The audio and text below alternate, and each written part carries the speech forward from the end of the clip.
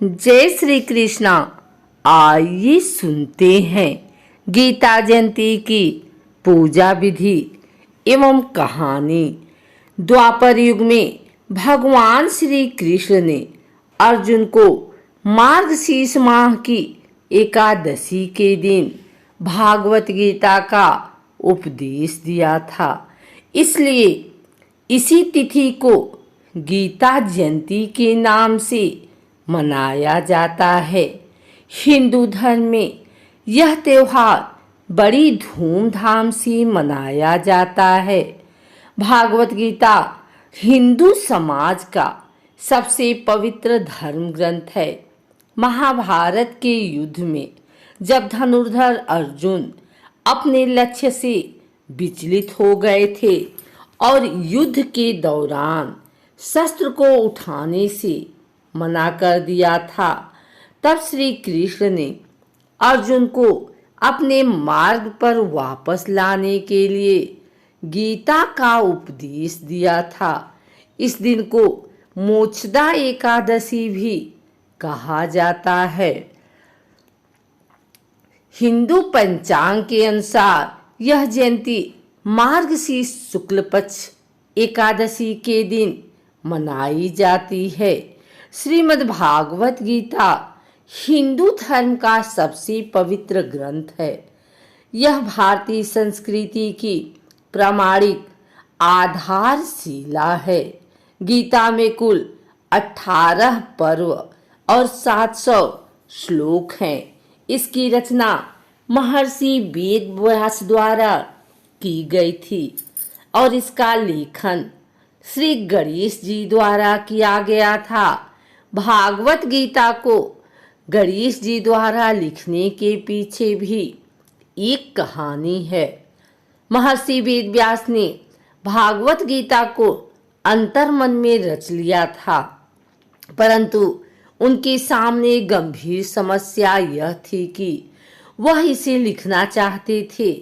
उन्हें ऐसे विद्यमान की आवश्यकता थी कि वह भागवत का उच्चारण करते जाएं और विद्यमान उसका लेखन का कार्य बिना किसी त्रुटि के करे। इस समस्या का समाधान पाने के लिए महर्षि व्यास ने ब्रह्मा जी के समक्ष अपनी समस्या को रखा। ब्रह्मा जी ने महर्षि विद्या से कहा कि वे इस कार्य में बुद्धि के देवता गणेश की मदद लें। व्यास जी गणेश जी के पास पहुँचे और उन्होंने अपनी बात रखी। गणेश जी महर्षि व्यास की परेशानी को सुनकर महाभारत का भी लिखने के लिए राजी हो गए। उन्होंने एक शर्त रखी कि एक बार कलम उठा देने के बाद काफी समाप्त होने तक वह बीच में नहीं रुकेंगे। महर्षि व्यास गणेश जी की बुद्धिमता को समझ गए कि यदि वह यह शर्त मान लेते हैं तो उन्हें बहुत सी कठिनाइयों का सामना करना पड़ेगा। उनके बिना किसी विश्राम के निरंतर महाभारत का वाचन करना पड़ेगा। इस महर्षि वेद व्यास ने भी गणेश जी के समक्ष एक शर्त यह रखी कि हर श्लोक लिखने के बाद गणेश जी को उसका अर्थ समझाना होगा। इस शर्त को गणेश जी ने ऋषि वेद व्यास की शर्तें मान ली। इस प्रकार महर्षि वेद व्यास वाचन करते और गणेश जी लेखन का कार्य करते हैं। गणेश जी द्वारा श्लोक का अर्थ समझाने के दौरान महर्षि वेद व्यास ने नए श्लोक का रचना कर लेते हैं। इस प्रकार महाभारत की रचना हुई। इस दिन सभी घरों में श्रीमद् भागवत की विधिवत पूजा की जाती है। पूरे देश के सभी मंदिरों में श्रीमद् भागवत गीता का पाठ और पूजन किया जाता है।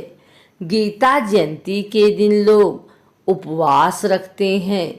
इस दिन धार्मिक और भजन संध्या का आयोजन किए जाते हैं।